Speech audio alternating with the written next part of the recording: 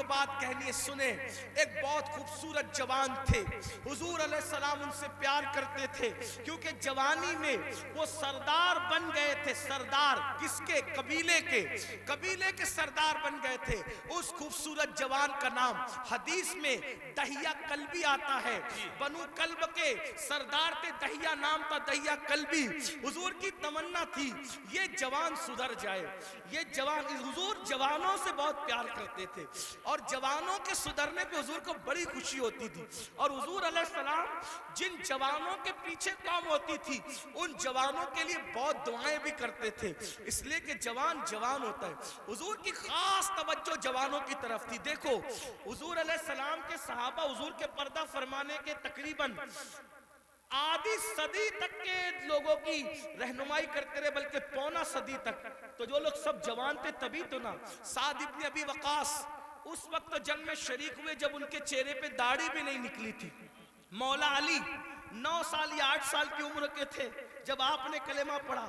حضرت سیدنا فاروق اعظم 30-32 سال کے تھے جب آپ نے کلمہ پڑھا. حضور نے ٹارگٹ جوانوں کو کیا, اس لیے میرا بھی دلچسپی کا عنوان میری قوم کے جوان ہے. مجھے پتا ہے جب کوئی جوان سدھرے گا انقلاب آئے گا, بلکہ جوان سدھرے گا تو بڈھے اور بچے دونوں سدھر جائیں گے. کیوں؟ کیونکہ جب جوان بیٹا مسجد جائے گا, جوان بیٹا مسجد جائے گا تو بوڑھا تو شرم کے مارے مسجد آنا ہی ہے کہ وہ سدھر گیا, اب میرے پیر قبر میں لٹک رہے, میں گھر میں کیسے بیٹھوں.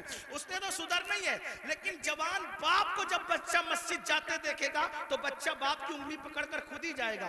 تو ایک جوان سدھار دو, گھر کے 2 خود ہی سدھر جائیں گے. اس لیے اقبال نے بھی جوان کو ٹارگٹ کیا, کہتے نہیں تیرا نشیمن قصر سلطانی کے گنبد پر, نہیں تیرا نشیمن قصر سلطانی کے گنبد پر, تو شاہی ہے بسیرا کر پہاڑوں کی چٹانوں میں. اور عقابی روح جب بیدار ہوتی ہے جوانوں میں, نظر آتی ہے ان کو اپنی منزل آسمانوں میں. چھوڑ دو گناہ, اگر جوانی میں گناہ چھوڑ دو گے اللہ کے محبوب بن جاؤ گے, اللہ کے مقبول بن جاؤ گے. جوانی میں گناہ چھوڑ دو گے, توبہ کرو گے, جنت میں رسول اللہ کا پڑوس نصیب ہوگا.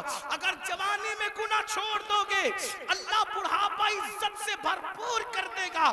جو لوگ جوانی میں گناہ چھوڑتے ہیں اللہ انہیں عزت والا بڑھاپا عطا کرتا ہے, وقار والا بڑھاپا عطا کرتا ہے. تو یاد رکھیے. اور پھر یہ سب کے سب جوان, مجھے بہت خوشی ہوتی ہے کاش کہ یہ جوان, میں آپ کو یہ نہیں, دیکھیے ایک مشورہ دیتا ہوں علماء کرام, اگر میں غلطی کروں تو میری اصلاح کریں. میں آپ کو لباس بدلنے کے لیے نہیں کہہ رہا ہوں, آپ کوئی لباس پہنیے شریعت کی حد میں رہ کر. توجہ, شریعت کی حد میں رہ کر آپ کوئی لباس پہنے. آپ کو میں دل بدلنے کے لیے کہہ رہا ہوں, کردار بدلنے کے لیے کہہ رہا ہوں. ہمارے یہاں لباس جبے کبے کرتے کی وہ اہمیت نہیں ہے جو خشیت ربانی کی اہمیت ہے. لباس کوئی ہو, دل خوف اور خشیت والا ہو, سر پہ امامہ ہو یا نہ ہو, لیکن کردار متاثر کرنے والا ہو. کھانے سے پہلے آپ کی طبیعت میں نمک چکھنے اور نہ چکھنے کی طرف دلچسپی ہو یا نہ ہو. میں سنت کو حقیر نہیں سمجھ رہا ہوں, واللہ کبھی نہیں, لیکن آپ سے کہہ رہا ہوں آپ کی طبیعت میں کھانے سے پہلے نمک چکھنے پہ دلچسپی ہو یا نہ ہو, لیکن عشق رسول کی لذت کی طرف آپ کی دلچسپی ضرور ہونا چاہیے.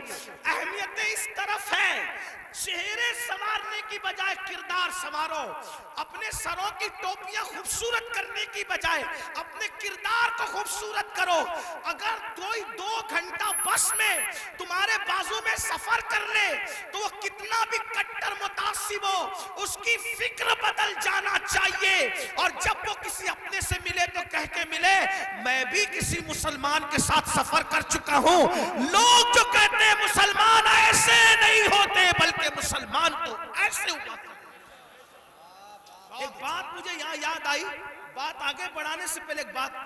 ایک بس میں ایک مسلمان سفر کر رہا تھا, تو جو کنڈکٹر ہوتا ہے تو وہ اس نے جان بوجھ کر ٹکٹ لینے والے مسلمان کو کچھ پیسے زیادہ دے دی, جان بوجھ کر.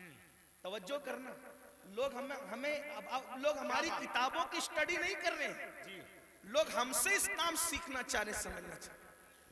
اگر آپ اس نیت سے سدھر کے رہو آپ اس نیت سے سدھر کے رہو کہ کم از کم میری وجہ سے کوئی اسلام سے بدزن نہیں ہونا چاہیے، یہ سوچ کے سدھر جاؤ میرے بھائی. اور اگر آپ کی وجہ سے کوئی اسلام سے بدزن ہوگا، یہ وہ نقصان ہے کہ قیامت تک اس نقصان کا خمیازہ بھگتنا پڑے گا. اس لیے کردار کے دھنی بنو.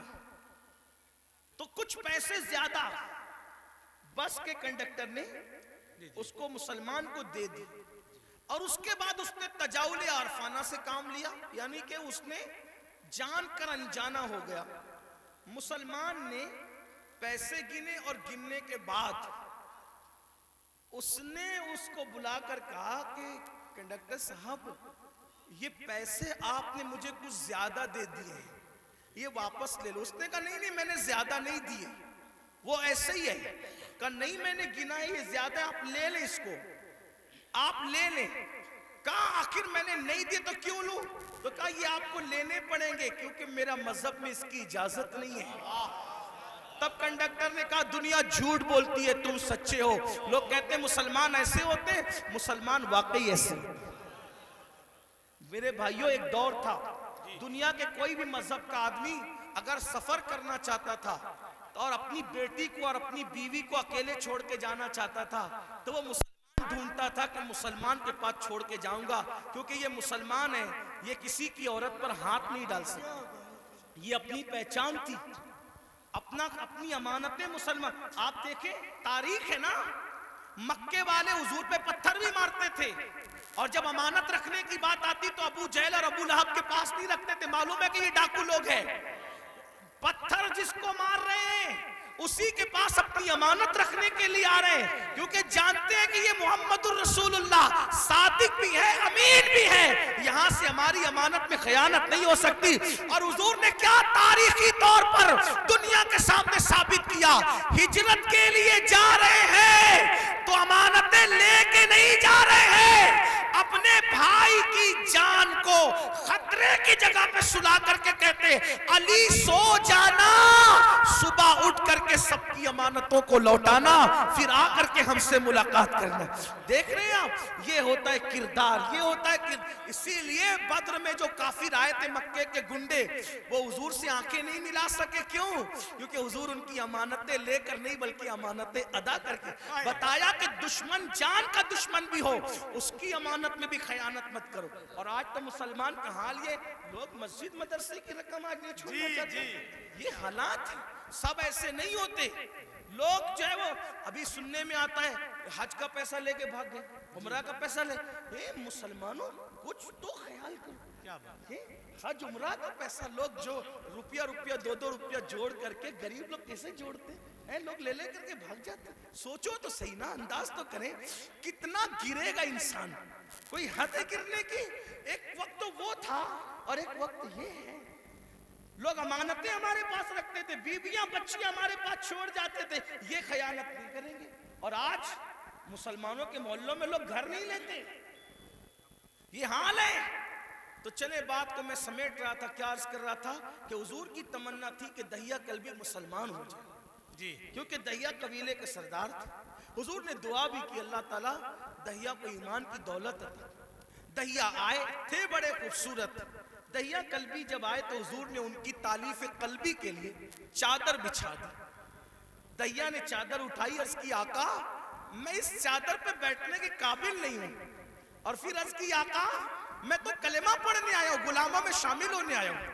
حضور خوش ہو گئے، فرمایا کلمہ پڑھ لو. کا نہیں حضور ایک عرض کرنا ہے کہ میں نے اپنے قبیلے کی 500 لڑکیوں کو اپنے ہاتھوں سے دفن کیا زندہ. تو جو 500 لڑکیوں کا قاتل ہو وہ کلمہ پڑھے گا تو کیا اس کے گناہ معاف ہو جائیں گے؟ اس کے گناہ معاف ہو جائیں گے. حضور نے سر جھکا لیا. جبریل آئے، یا رسول اللہ، اللہ سلام فرماتا اور کہتا ہے بولو اس کو کہ پڑھ لے ایک مرتبہ لا الہ الا اللہ محمد الرسول اللہ. صرف 500 لڑکیوں کا قتل ہی نہیں اور بھی کچھ کیا ہے تو سب معاف ہو جائے گا. حضور نے کہا پڑھ لا الہ الا اللہ. جو کلمہ پڑھتا ہے لا الہ الا اللہ، اللہ کلمہ پڑھنے مرنے سے پہلے کے سارے جرائم معاف کر دیتا ہے۔ دہیا نے کلمہ پڑھا، حضور رونے لگے۔ صحابہ نے پوچھا حضور خوشی کا مقام ہے کیوں روتے ہیں؟ آقا فرماتے کافر کلمہ پڑھے تو سب مٹ جائے، اگر مومن یہ کلمہ پڑھے تو خدا اسے کیا مقام عطا فرمائے۔ تو اللہ کے بندو توبہ کرو، اللہ کی طرف آؤ۔ اللہ پاک سے دعا ہے اللہ سب سے پہلے مجھے آپ کو عمل کی توفیق دے، جہنم سے خود بچو، جہنم سے بچانے کی کوشش کرو۔ گفتگو کے درمیان کوئی غلطی ہو تو اللہ تعالیٰ معاف کرے۔ استغفر اللہ ربی من کل